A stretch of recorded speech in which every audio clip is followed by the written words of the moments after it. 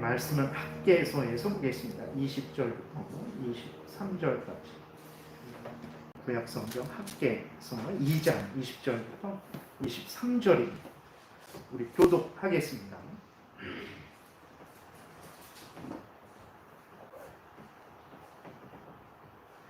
교독하겠습니다. 그달 24일에 여호와의 말씀이 다시 학개에게 임하니라. 이르시되 너는 유다 총독 스룹바벨에게 말하여 이르라. 내가 하늘과 땅을 진동시킬 것이요 여러 왕국들의 보좌를 엎을 것이요 여러 나라의 세력을 멸할 것이요 그 병거들과 그 탄 자를 엎드러 드리리니 말과 그 탄 자가 각각 그의 동료의 칼에 엎드러 지리라. 만군의 여호와가 말하노라. 스알디엘의 아들 내 종 스룹바벨아, 여호와가 말하노라. 그날에 내가 너를 세우고 너를 인장으로 삼으리니 이는 내가 너를 택하였음이니라. 만군의 여호와의 말이니라 하시니라. 아멘. 기도드리겠습니다. 살아계신 하나님 아버지, 오늘도 은혜를 내려주셔서 감사를 드립니다. 하나님의 말씀을 전하고 듣습니다. 성령께서 역사하셔서 우리를 향한 하나님의 뜻을 잘 깨달아 알게 도우시고 성경에서 알려주시는 대로 믿고 따르게 도우소서.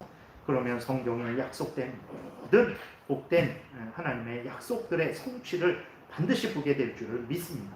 이 시간도 온전히 성령께서 주장하시기를 바라고 감사드리고 예수 그리스도의 이름으로 기도드렸습니다.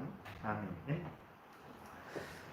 오늘 본문을 통해서는 이제 하나님이 성경을 통해서 인류 역사를 통해서 이제 이끌어가고 계신데, 그랬을 때 하나님이 진정 의도하시는 것이 무엇인가에 대해서, 그것은 바로 예수 그리스도로 말미암은 구원이라는 것에 대해서 말씀을 드리고, 그러한 하나님의 구원의 역사를 우리가 깨닫고 보기 위해서는 우리 육신적인 눈으로만 봐서는 안 되고 믿음의 눈을 떠야 되죠. 그러니까 무엇을 믿냐 그랬을 때에 성경이 알려주는 대로 믿는 그 믿음의 눈을 뜨고 보게 될 때에 하나님의 구원의 그 역사, 하나님이 우리들에게 주시고자 하는 그 참된 은혜를 깨달아 알고 이 땅에 살지만 세속에 물들지 않고 하나님을 경외하고 하나님이 우리에게 약속하신 그 소망의 약속을 우리가 기다리며 또 그것 때문에 담대한 마음으로 살아갈 수 있다라는 내용으로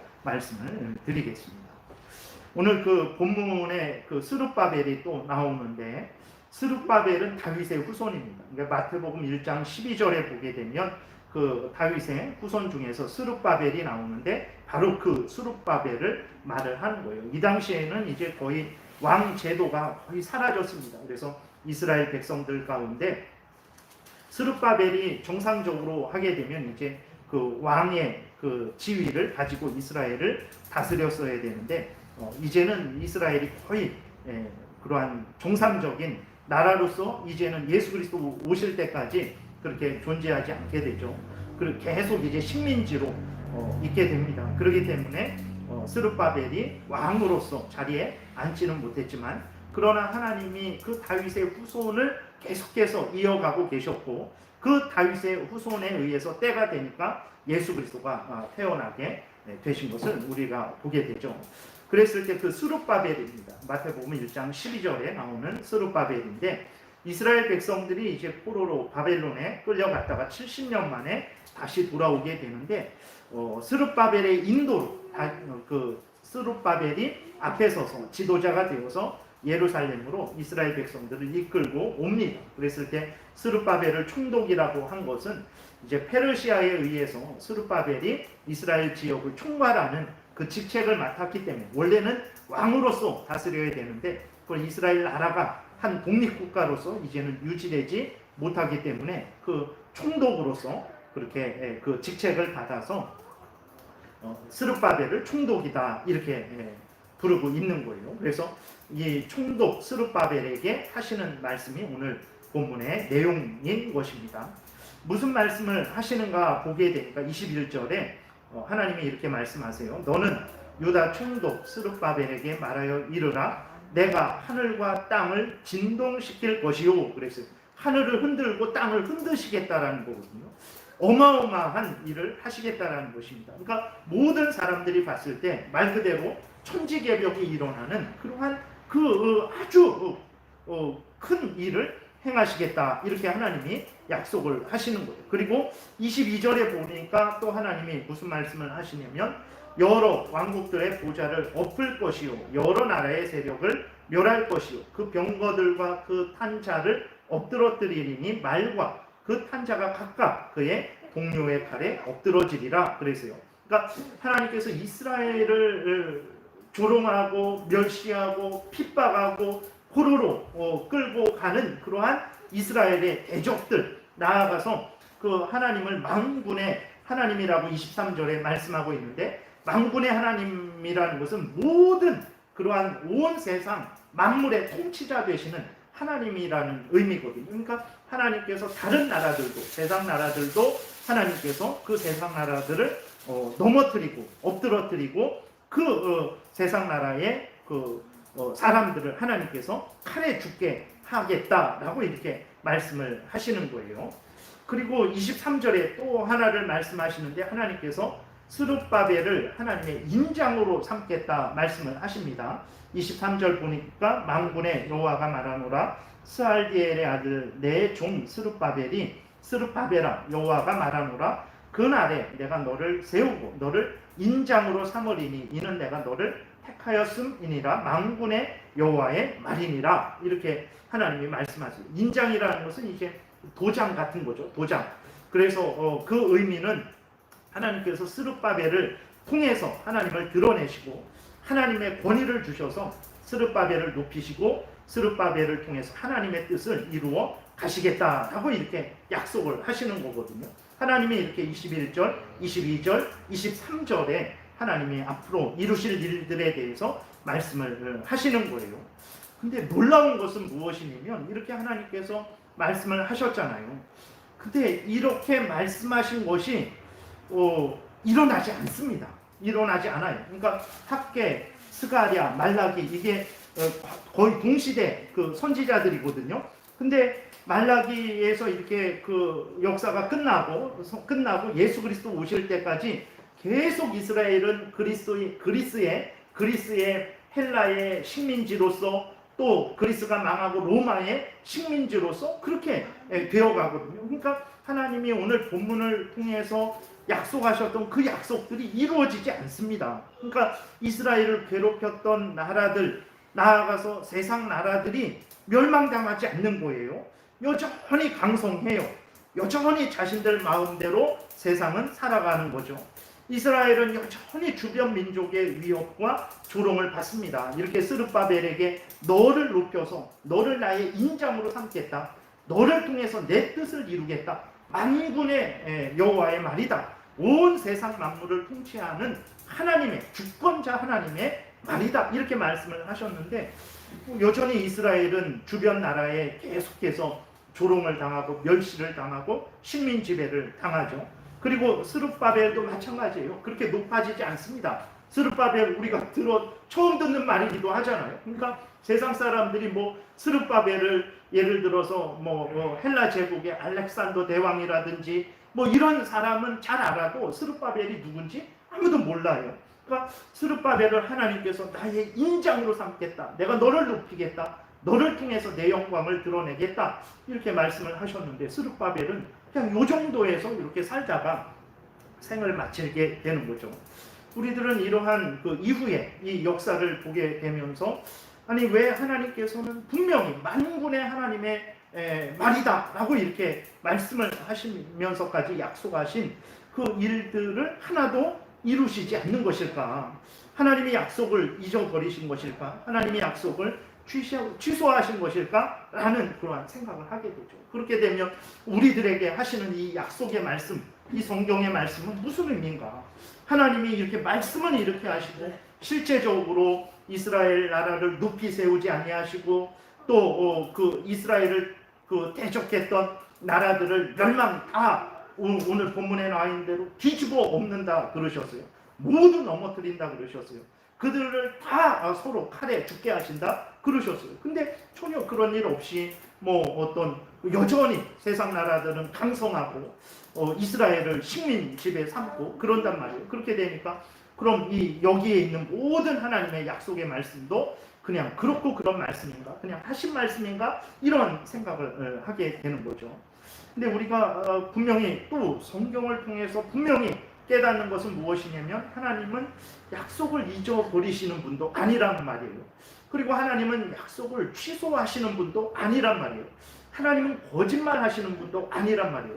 하나님은 한번 약속하신 것을 반드시 지키시는 분이라는 거예요. 근데 왜 우리들의 눈에는 이렇게 하나님이 오늘 20절부터 약속하신 이 약속들의 말씀이 우리들 눈에는 들어오지 않는 걸까? 왜 하나님이 약속을 지키지 않은 것처럼 느껴지는 것일까? 왜 그렇겠습니까?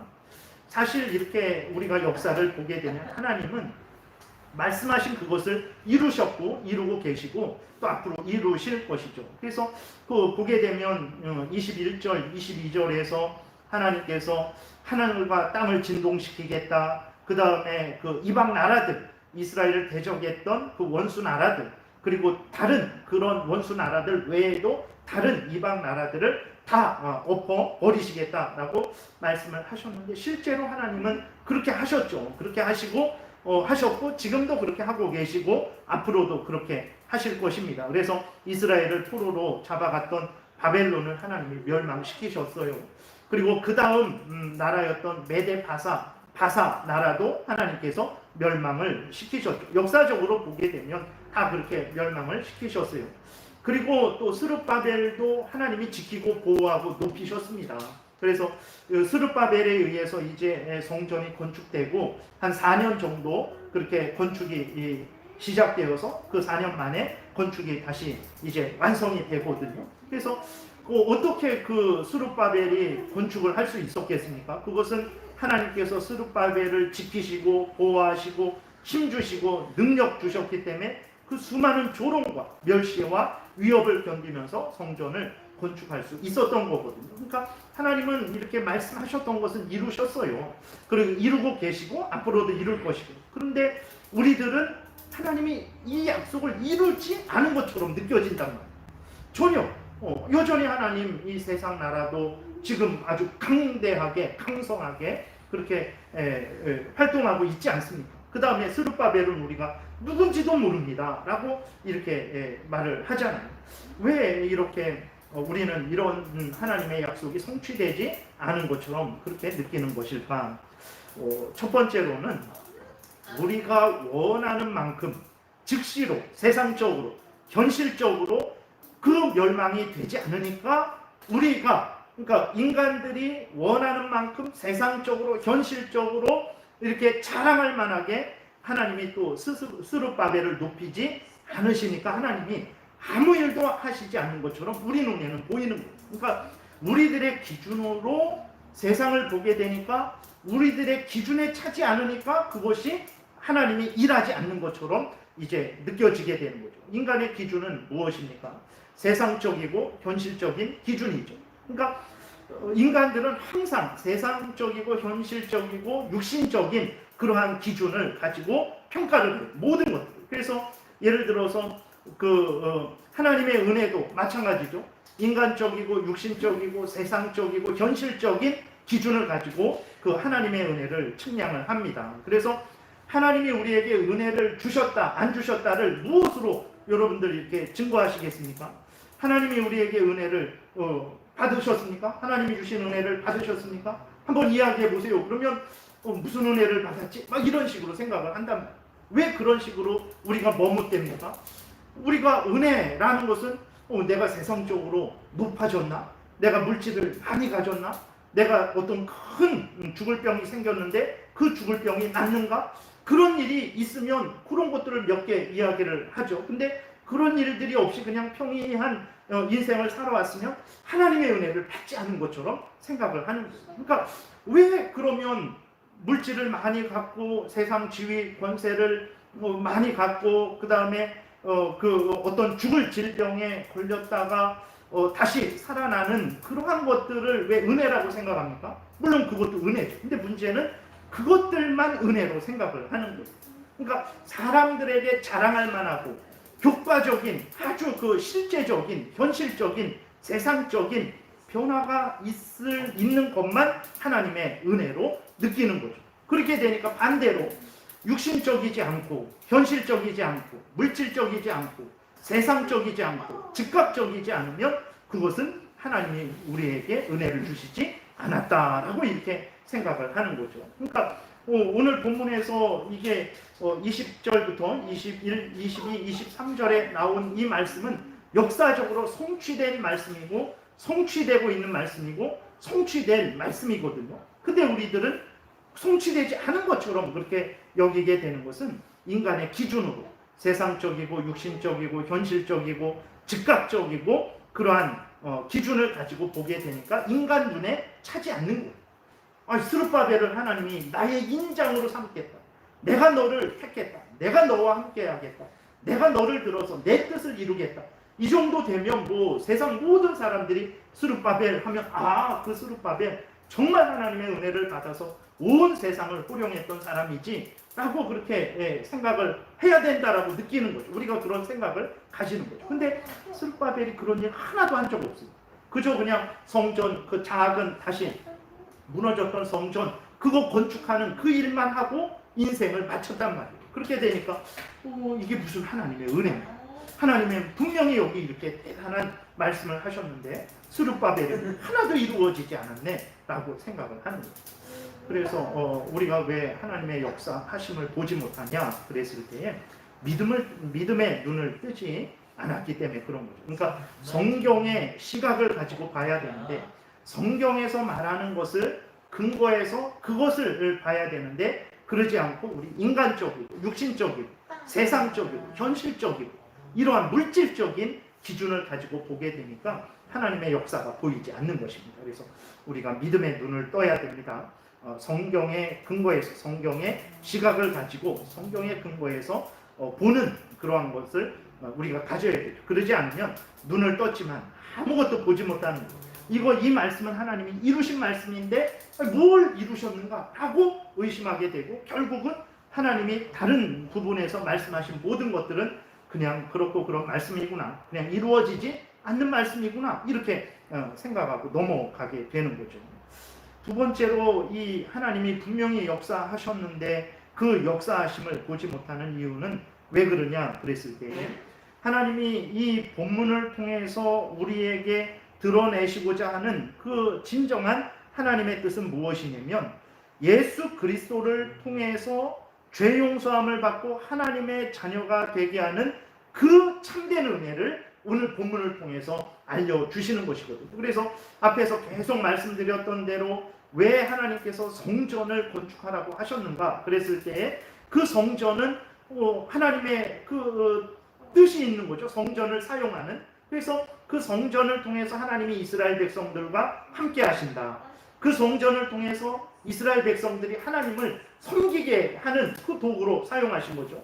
그리고 그 성전을 통해서 예수 그리스도를 증거하기 위해서 증거하셨죠. 그래서 다시 그 일을 회복하시려고 성전을 다시 지으라 그러신 거거든요. 그러니까 하나님이 정말로 이스라엘 백성들을 통해서 이스라엘 백성들에게 또 그리고 모든 그러한 세상 사람들에게 알려주시고자 하신 것은 무엇이냐면 예수 그리스도를 통한 참된 그 구원의 은혜를 알려주시려고 했던 거예요. 근데 이 본문을 보면서 예수 그리스도 안에서 하나님이 우리에게 주시는 참된 구원의 은혜의 믿음을 가지고 그 은혜를 주신다는 믿음을 가지고 이 본문을 보게 되면 하나님께서 이루시는 놀라운 역사를 보게 되는데 앞에서 말씀드렸듯이 인간적인 기준으로 세상적이고 현실적이고 물질적이고 육체적이고 그러한 기준을 가지고 보니까 하나님의 은혜가 하나도 보이지 않게 되는 거죠.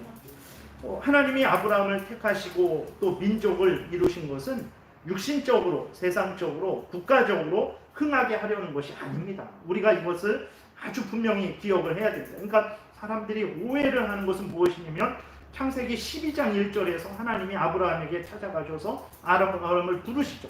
내가 지시할 땅으로 가라. 그리하면 내가 너의 자손들을 하늘의 별과 바다의 모래와 같이 만들겠다. 내가 너를 복의 근원으로 만들겠다. 이렇게 말씀을 하세요. 그것은 아브라함에게 물론 거기에 육신적인 자손의 번성도 포함되는 것이지만 그 말씀의 참된 의미는 무엇이냐면 믿음의 자손들의 번성입니다. 그러니까 장로교 안에서 그 12장 1절을 해석할 때에 단순히 그것이 이 땅에서 풍성한 그 물질을 가지고 넓은 집을 가지고 높은 지위 권세를 얻게 되는 것으로 해석한 적이 한 번도 없어요. 근데 우리들은 그 아브라함의 그 12장 1절의 약속을 믿음의 자손들의 번성의 약속으로 보지 않는 거죠. 그것을 세상적이고 인간적이고 육신적이고 물질적인 번성으로 보게 되는 거예요. 아닙니다. 하나님은 처음부터 아브라함을 택하실 때부터 그러한 그러한 복을 아브라함에게 주시려고 선택하신 것이 아니에요. 아브라함을 통해서 거대한 민족을 이루시고 왜 그러셨냐면 하나님이 정하신 때가 될 때까지, 예수 그리스도가 오실 때까지 이제는 그 바벨탑을 통해서 모든 인류가 또 범죄하게 되죠. 그래서 하나님께서 이제는 전체를 상대하시지 않고 아브라함 한 개인을 택하십니다. 그래서 그 아브라함 개인을 통해서 민족을 이루시죠. 그래서 그 아브라함을 통해서 민족을 이루시고 정하신 때까지, 예수 그리스도께서 오실 때까지 그 이스라엘을 사용하시는 거예요. 구원의 도구로서. 근데 이스라엘도 그것을 착각을 했어요. 그러니까 그것을 세상적이고 인간적이고 그 국가적인 도구로만 착각을 한 거예요. 그래서 예수님 오셨을 때에 거의 대부분의 그 이스라엘 백성들은 로마에서 독립해갖고 다윗 왕과 같은 강성한 나라를 만드는 것이 메시아가 하는 일이라고 생각을 했고 제자들도 그렇게 생각을 했었어요. 근데 문제는 오늘날 그리스도인들도 그렇게 생각을 하는 거예요. 하나님이 주시는 그 은혜, 하나님이 이루시는 그 역사가 하나님 예수 그리스도 안에서 죄인들을 구원하시고 마지막 때에 버림받은 자들은 영원한 지옥에 던지시고 택함받은 자들은 예수 그리스도 안에서 구원하셔서 영원한 천국으로 인도하셔서 새하늘과 새 땅에서 하나님과 함께 영광을 누리게 하고 하나님을 찬양하게 하는 게 하나님의 뜻인데 그러한 하나님의 구원의 역사를 보지 못하고 그저 예수 믿어서 이 땅에서 잘 되고 이 땅에서 형통하고 이 땅의 것들을 많이 얻는 그러한 축복으로 바꾸어 버리는 거예요. 그렇게 되니까 하나님이 이루시는 이 역사가 하나도 놀랍지 않은 거예요. 예수 그리스도를 통해서 공중권세 잡은 악한 사탄 마귀를 멸하시고 그 뱀의 머리를 쳐서 깨뜨리시고 그 다음에 죄 가운데 종노릇하는 그 하나님의 택한 백성들을 구원하셔서 정결케 하셔서 하나님의 자녀 삼아주셔서 이제는 죄의 종노릇하지 않게 하고 사탄의 종노릇하지 않게 하고 하나님의 영광을 위해서 하나님의 뜻을 위해서 살아가게 하는 이 역사가 천지를 진동하는 것으로 느껴지지 않는 거예요. 아니 천지를 진동하려면 정말 대한민국이 갑자기 그냥 빛이 나고 그래서 중국도 이기고 일본도 이기고 미국도 이기고 온 세상에 가장 부강한 나라가 되는 것이 천지가 진동하는 것으로 생각하는 것이지 영적으로 복음이 증거되어서 악한 사탄 마귀의 공중권세가 깨트려지게 되고 그 사탄 마귀가 머리가 밟혀서 영원한 지옥불에 던져지게 되고 사람들이 죄에서 그 사탄의 종노릇하던 사람들이 해방되어서 하나님을 믿고 하나님을 찬양하고 그리스도인으로서 삶을 살아가는 그 놀라운 역사가 천지를 진동하는 역사로 안 보는 거예요.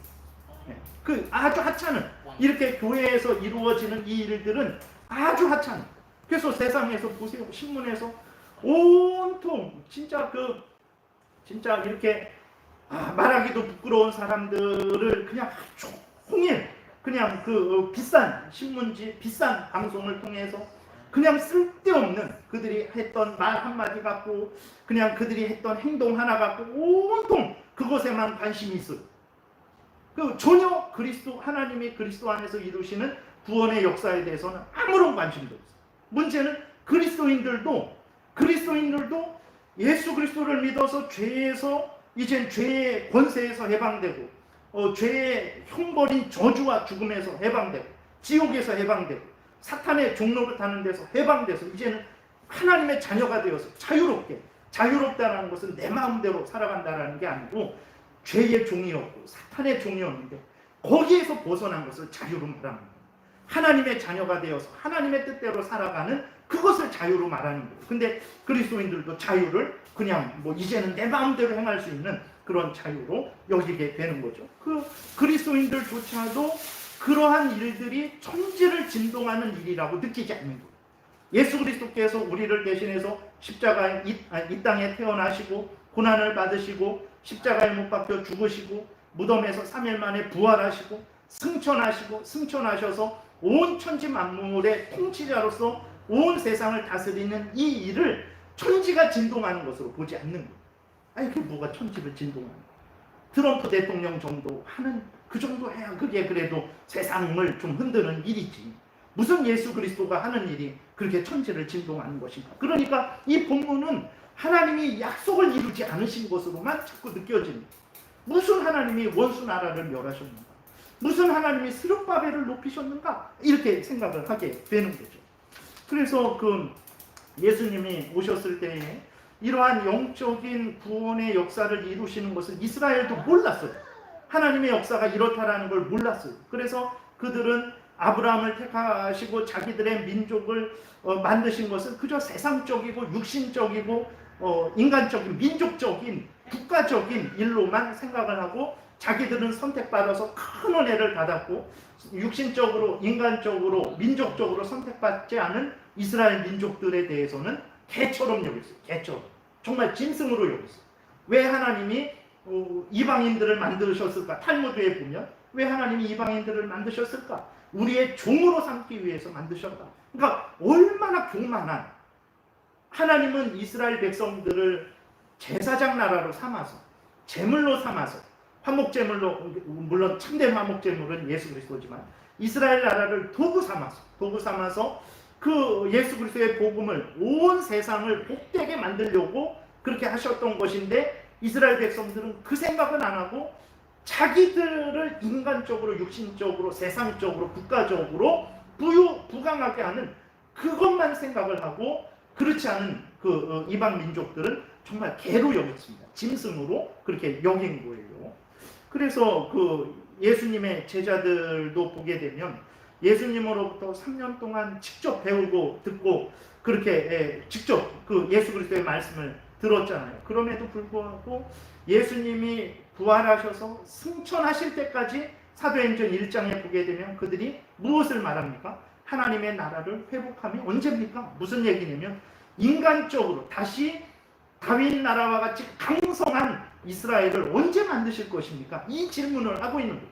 예수님이 승천하시는 그 순간까지도 도대체 하나님의 나라를 언제 회복하시겠습니까? 그런 거예요. 예수님이 대답도 안 하시죠. 그러면서 그거는 너희들 알 바 아니다. 그건 너희들이 관심 갖고 너희들이 추구할 바 아니고 내가 너희들에게 줄 것도 아니다. 내가 너희들에게 주고자 하는 것은 성령을 보내줄 텐데 성령이 임하시면 권능을 받고 너희가 예루살렘과 유대와 사마리아와 땅끝까지 이르러서 복음을 증거하는 일을 해라.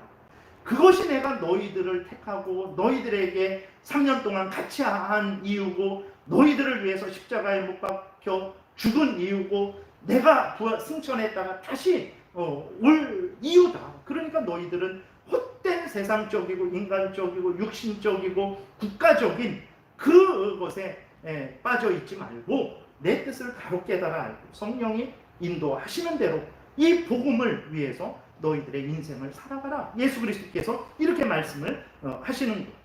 근데 전혀 그것을 이해하지 못했죠. 그 예수님이 못 박히러 이제 예루살렘에 올라가실 때에도 사도 요한도 그랬습니다. 성령님께서 그들을 깨닫게 하여 주시기 전까지는 사도 요한도 야고보와 요한이 그 어머니까지 데리고 와서 예수님 나라를 회복하시면 육신적인 나라죠. 정말 오늘 그 본문에서 나와 있는 대로 이방 나라를 다 뒤집어 엎으시고 이스라엘 나라만 우뚝 서서 그렇게 강성한 나라가 될 때 하나는 우편에 하나는 좌편에 좀 부탁합니다. 이렇게 총탁을 하는 그 참으로 어리석은. 근데 그게 거의 모든 이스라엘 백성들이 그런 생각을 했던 거예요. 그래서 예수님이 태어나셨을 때 헤롯 대왕이 이스라엘의 왕이 태어났다 그랬을 때 그것이 영적인 왕이죠. 예수 그리스도가 그 하나님의 택한 백성들의 왕으로서 택한 백성들을 구원하시기 위해서 이 땅에 오셨는데, 헤롯 대왕도 자기가 헤롯 대왕은 에돔 족속입니다. 에돔 족속의 후손인데 그 로마와 이렇게 잘 타협을 해갖고 에돔 족속이 이스라엘 나라를 다스리게 됐던 거예요. 그러니까 이 헤롯 대왕이 자기의 그 왕의 자리가 이스라엘 나라를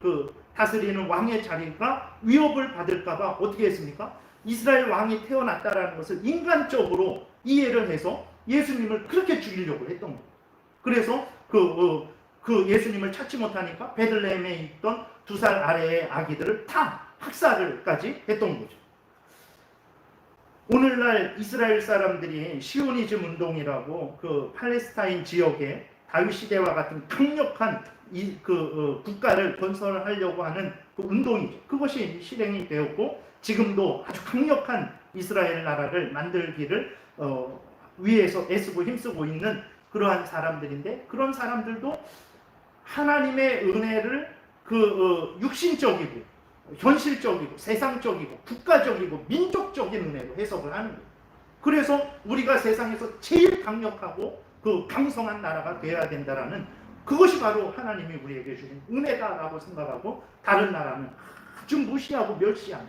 그래서 이스라엘 백성들이 팔레스타인 사람들 인간적으로 당연히 선을 베풀어야 됨에도 불구하고 그들을 얼마나 그렇게 멸시하고 그들이 누려야 될, 물론 자기들이 땅을 점령했으면 자기들의 소유 삼을 수 있죠. 그런데 그들에게는 정말 이렇게 인간으로서의 삶을 살지 못하게 하는 그러한 차원의 그러한 박대를 하는 것도 바로 하나님의 은혜를 인간적으로 자신들만 택함 받았다는, 육신적으로 나머지는 그렇게 하지 않아도 된다라는 잘못된 생각이 있는 거죠.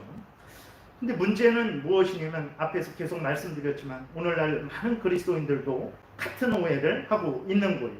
그러니까 하나님의 은혜를 세상적으로 육신적으로만 이해하는 것입니다. 물론 하나님의 은혜가 우리의 육신과도 연결되고 우리의 세상 지위 권세와도 연결되고 물질과도 연관되고 그러죠. 그것이 하나님의 다 은혜인데, 문제는 그것은 단순히 도구들이고 수단들인데 그것이 하나님의 전부인 것이냐, 목적인 것이냐, 그렇게 생각을 하는 거예요. 그래서 여러분이 이렇게 한번 속으로 다 대답을 해보세요. 하나님께서 시편 23편에 목자가 되셔서 우리를 푸른 초장 맑은 시냇물가로 인도해 주신다라고 그렇게 다윗이 고백을 하고 있는데, 여러분들은 정말 하나님이 여러분들을 푸른 초장 아주 맑은 시냇물가 잔잔한 물가로 인도해 주셨다라고 그렇게 믿습니까? 어떠십니까? 하나님이 조금 잔잔한 물가는 아니고 푸른 초장은 아니고 잡초도 조금 있고 좀 이렇게 요동치는 그 정도는 인도해 주신 것 같다, 우리가 그렇게 생각을 하죠. 왜 그렇습니까?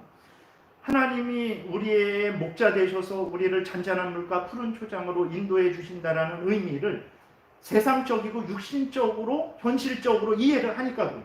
내 현실을 보니까 물질도 좀 부족하고 내 몸도 많이 아프고 여러 가지 하려고 했는 일들도, 가정적인 일들도 아니면 여러 가지 일들도 많이 이렇게 여러 가지 어려움도 있고 문제도 있고, 그렇게 되니까 하나님이 나를 푸른 초장 맑은 물가로 인도해 주시지 않았다, 이런 생각을 하는 거예요.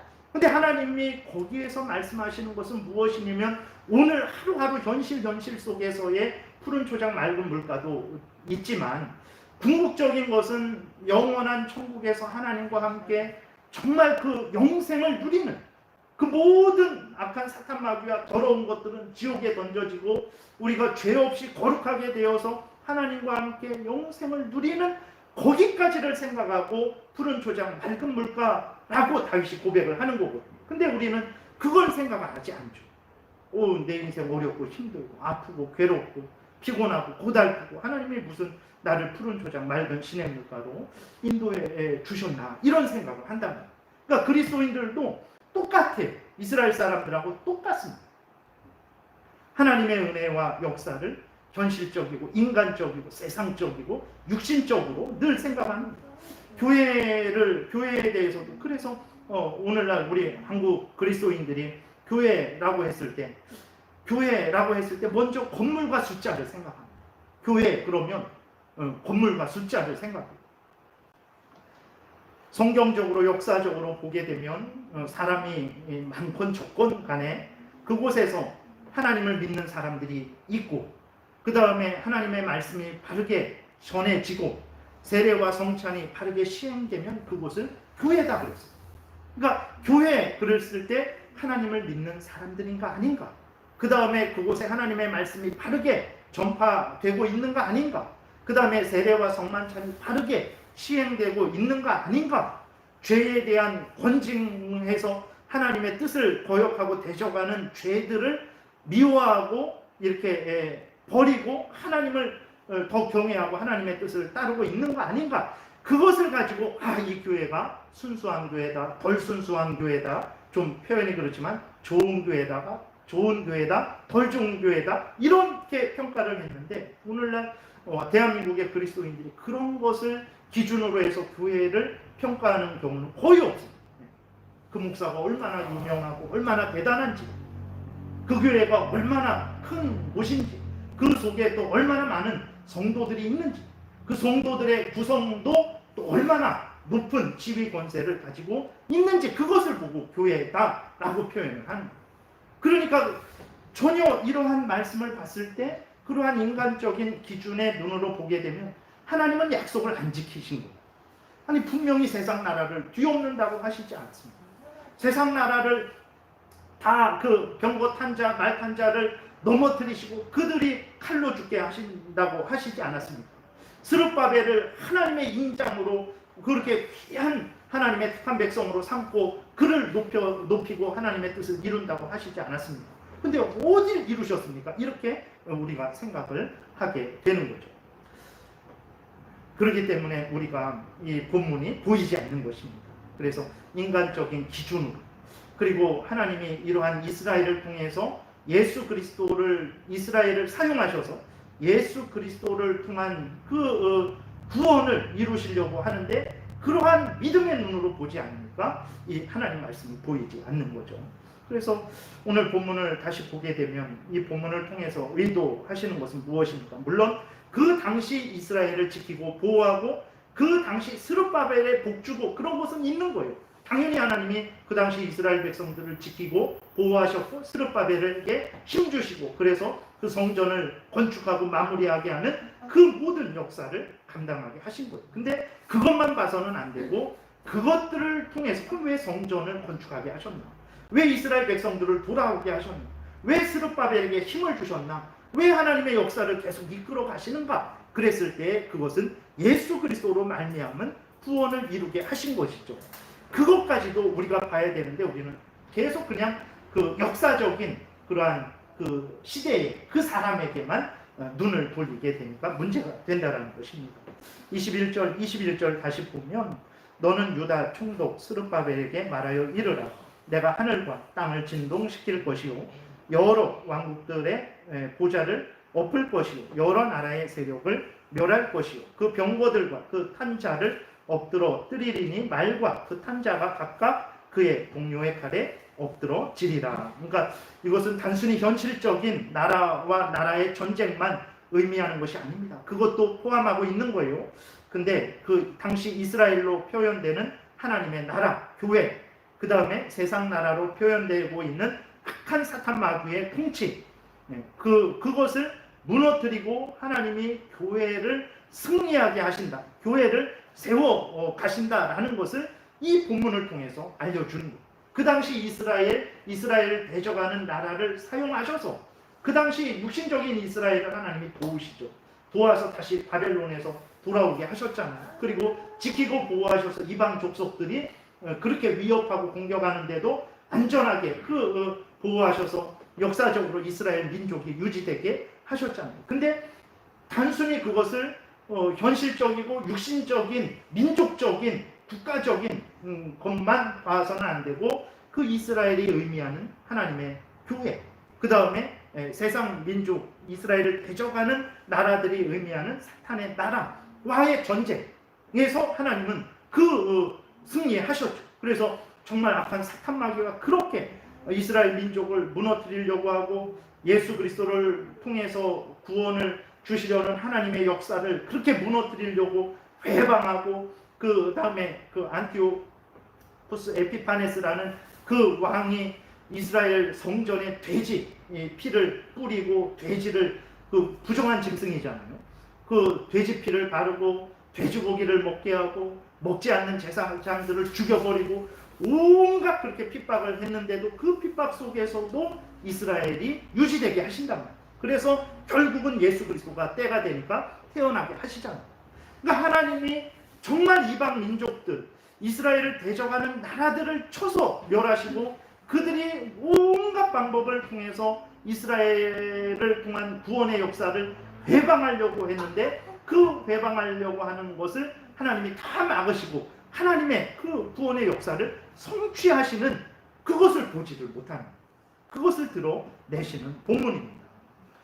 그 다음에 23절도 보게 되면 만군의 여호와가 말하노라, 스알디엘의 아들 내 종 스룹바벨아, 여호와가 말하노라, 그날에 내가 너를 세우고 너를 인장으로 삼으리니 이는 내가 너를 택하였음이니라, 만군의 여호와의 말이니라 하시니라. 그래서 본문 말씀은 그 당시에 스룹바벨을 높이고 지키고 승리케 하신다, 하실 것이다. 그래서 그 위협 속에서도 성전 건축을 마무리한 거죠. 근데 또 이 스룹바벨은 누굽니까? 다윗의 후손이에요. 예수 그리스도의 조상입니다. 그러니까 이 스룹바벨은 바로 이 스룹바벨을 통해서 하나님께서 예수 그리스도를 예표하시는 거예요. 내가 너를 지키고 보호하겠다. 왜 스룹바벨을 지키고 보호합니까? 그 스룹바벨의 후손을 통해서 예수 그리스도가 태어나실 것이기 때문에 내가 너를 지키고 보호하고 그렇게 은혜를 주고 높이 들겠다라고 말씀을 하시는 거예요. 근데 그러한 하나님의 뜻은 깨닫지 못하고 그냥 인간적인 스룹바벨을 높이신다고 했는데 왜 스룹바벨을 높이지 않습니까? 높이신 거예요. 스룹바벨을 지키고 보호하셨기 때문에 하나님의 그 성전이 건축되게 된 것이고, 그 성전을 통해서 하나님의 뜻이 이렇게 펼쳐지게 된 것이거든요. 그래서 또 스룹바벨의 후손들을 하나님께서 붙들어 주셨기 때문에 예수 그리스도가 때가 되어서 그 다윗의 자손으로서 태어나게 되신 것이죠. 근데 인간적인 눈으로 봤을 때는 전혀 하나님께서 이 본문을 성취하시지 않은 것처럼 여겨지는 것입니다. 이러한 맥락에서 지금 우리를 보게 되면 우리들은 어떤 사람들입니까? 정말 큰 은혜를 받은 사람들입니다. 하나님이 온갖 악한 사탄 마귀가 온갖 괴계로 우리를 위협하고 조롱하고 멸시하고 하나님의 구원의 역사를 정말 끊어버리기 위해서 온갖 우는 사자와 같이 삼킬 자를 두루 찾아다니며 달려들고 있는 이 시점인데, 근데 하나님께서 그러한 모든 것들을 막으시고 우리들이 복음을 듣게 하시고 그 다음에 우리들로 하여금 예수 그리스도를 알게 하시고 믿게 하시고 죄를 회개하고 돌이켜서 부족하고 연약하지만 힘들고 어렵지만 정말 우리가 죄에 빠지지 않게 하시고 다시 일어나서 하나님을 믿고 섬기게 하시는 이 역사 가운데 있는 거예요. 지금 스룹바벨에게 약속하시고 이스라엘에게 약속하신 이 약속들이 지금 우리에게 일어나고 있는 거예요. 우리가 지금 이 은혜 가운데 있는 거예요. 근데 육신적인 눈으로 보면 그래도 최소한 청와대에는 들어가야 되지 않겠습니까? 내가 그래도 어느 정도 지위까지는 올라가야 되지 않겠습니까?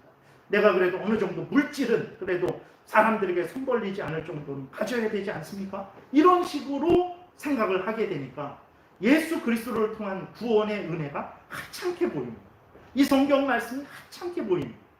예수 그리스도께서 이 땅에 오셔서 사탄 마귀의 그 사로잡혔던 자들을 해방하시고 하나님의 자녀 삼아주시고 그 마귀의 권세를 멸하시는 것이 우습게 보입니다. 그게 무슨 하늘을 진동하시고 땅을 진동하시는 것인가? 라고 그리스도인들 눈에도 안 보입니다. 그런 은혜 말고 하나님 세상에서 자랑할 수 있는 이 땅에 살아가면서 좀 실제적인 은혜, 내가 마음대로 사고 싶은 거 사고 내가 가고 싶은 데 가고 먹고 싶은 거 먹는 그런 좀 은혜 좀 주셔야 되지 않습니까? 이렇게 요구를 하는. 그러니까 예수님이 100번 우리를 위해서 죽으셨다라고 말해도 그러니까 이제 하나님의 자녀 됐으니까 은혜를 달란 말입니다. 막 이렇게 하나님 앞에 그렇게 그리스도인들이 하는 거죠. 요한복음 6장에 보게 되면 그 이스라엘 사람들이 오병이어를 경험하고는 눈이 번쩍 뜨였습니다. 아, 이 예수를 우리의 왕으로 삼으면 일평생 굶어 죽지는 않겠구나 해갖고 예수를 자신들의 왕으로 삼기 위해서 정말 이른 새벽에 예수님을 찾아왔어요. 그러니까 예수님이 주시는 은혜를 인간적이고 육신적이고 세상적으로 그렇게 해석을 하고 그것을 얻으려고 하죠. 예수 그리스도께서 그들을 책망하셨습니다. 썩을 양식을 위해서 일하지 말고 영생하게 하는 양식을 위해서 일해라. 내가 너희들의 생명의 떡이다. 나를 믿고 죄를 회개하고 하나님께로 돌아와서 하나님을 믿고 섬기는 이 생명의 삶을 살아야지. 내가 너희들에게 기적 베풀 그거 좋아갖고 그냥 오병이어 오늘 또 먹고 배부르려고 그렇게 썩을 양식을 위해서 일하지 말아라 라고 예수 그리스도께서 책망을 하셨습니다. 그러니까 그 책망을 듣고 예수 그리스도로부터 세상적인 현실적인 은혜를 받지 못할 것을 이제 확인하니까 어떻게 합니까? 다시는 예수 그리스도와 함께 다니지 않았다고 했어요. 다시는 예수 그리스도에게 나오지 않았다고 했어요. 우리는 우리의 믿음을 점검해야 되는 것입니다. 정말 우리는 무엇을 추구하고 있는 것입니까? 무슨 은혜를 하나님으로부터 누기를 원하십니까? 육신적이고 현실적이고 세상적인 은혜 바라지 말아야 된다. 아닙니다. 얼마든지 우리가 바랄 수 있어요. 그러나 왜 바라는가? 그러한 것들을 통해서 정말 더 하나님의 일을 하고 더 하나님의 영광을 드러내고 더 하나님 뜻대로 살기 위해서 하나님 그러기를 원하는 데는 건강이 약합니다. 좀 건강 좀 주십시오. 하나님 참 남도 돕고 이렇게 저렇게 좀 좋은 일도 하고 싶은데 물질이 없습니다. 하나님 물질 좀 주셔서 내가 진짜 선교도 하고 이렇게도 돕고 저렇게도 돕는 일들 좀 하게 하나님 물질 좀 주십시오. 아니면 오늘날에도 이렇게 정치인들이나 그러한 높은 지위에 있는 사람들의 그것이 얼마나 중요한지 알게 되잖아요. 그 높은 자리에 있는 사람 한 사람에 의해서 정말 국민이 이렇게 저렇게 교회가 이렇게 저렇게 흔들리기도 하잖아요. 그런 차원에서 하나님 내가 높은 지위에 오르면 공정하게 공정한 어떤 지도자로서 삶을 살면서 또 동시에 그리스도의 교회를 너무 이렇게 편협되게 보호하면 안 되지만 하나님의 그 교회를 보호하는 일들도 하겠습니다. 그런 차원에서 열심히 공부하게 하시고 지혜 주시고 높은 지위에 올라갈 수 있는 은혜도 내려주시기를 바랍니다. 그런 차원에서는 얼마든지 구할 수 있는. 근데 단순히 그런 것 하나도 생각하지 않고 그냥 세상 사람들에게 자랑할 만한 하나님 내가 먹고 살기 좀 아쉬운 소리 않고 좀 남들에게 예수 믿는다라고 좀 말하고 자랑할 만한 정도는 나를 좀 이렇게 복되게 해주셔야 되지 않겠습니까? 라는 차원으로 구해서는 안 된다는 거죠. 참된 믿음은 무엇입니까? 성경에서 알려주는 대로 믿는 것이 참된 믿음입니다. 아무리 교회를 수십 년 다녔을지라도 성경에서 알려주는 대로 믿지 않으면 오늘 본문에서 우리가 헤롯 대왕이 얼마나 어리석습니까? 이스라엘 백성들이 얼마나 어리석습니까? 오늘날 그리스도인들, 세상 물질의 탐욕에 빠진 그리스도인들 얼마나 어리석습니까? 마태복음 7장에서 온갖 그 일을 했지만 하나님의 법을 따르지 않고 자기들의 뜻대로 살아간 사람들을 향해서 예수 그리스도께서 불법을 행한 자들아, 모래 위에 집을 지은 자들아라고 책망을 하시는 것을 우리는 보지 않습니다. 참된 믿음은 성경에서 알려주는 대로 믿고 따르는 것이 참된 믿음이고 이 믿음이 구원 얻는 믿음입니다. 그러지 않은 것은 헛된 믿음이고 결국은 다 불에 타서 없어질 믿음이고 천국에 들어가지 못하는 믿음이죠. 우리는 어떤 눈을 가지고 이 성경을 보고 있고 하나님의 역사를 보고 있는가? 예수 그리스도 안에서 우리를 구원하시는 이 하나님의 구원의 은혜를 근거로 해서 구원의 역사를 살피고 있는가? 이 구원의 역사 가운데 내가 동참하고 구원받은 것에 대해서 기뻐하고 즐거워하고 감사하며 이 구원의 역사를 이루신 하나님을 찬양하고 이 구원의 역사를 이루어 가신 하나님의 뜻을 따라서 살아가기를 원합니다. 그렇지 않고 그저 내 어떤 인간적인 세상적인 그것들을 얻기 위해서 그것을 최고로 여기고 살아가고 있는 점검을 해야 되는 것입니다. 기도드리겠습니다. 살아계신 하나님 감사합니다. 우리가 무엇이간데 이 귀한 학개서를 기록으로 남기셔서 참 이렇게 수천 년이 지났는데도 하나님의 말씀을 보게 하시고 깨닫게 하시고 또 이렇게 우리로 하여금 거짓된 믿음, 잘못된 믿음에 빠지지 않고 하나님의 성경에서 알려주는 참된 믿음을 또 따라가게 하시는지 하나님이 주시는 기쁨으로 감사함으로 마음 깊이 새기고 이 세상에 살지 인간적인 기준으로 세속적인 기준으로 살아가는 것이 아니라 성경에서 알려주시는 대로 믿고 따르는 참으로 하나님과 동행하는 생명길을 생명의 삶을 살아가는 우리 모두가 되게 도와주옵소서. 감사드리고 예수 그리스도의 이름으로 기도드렸습니다. 아멘. 500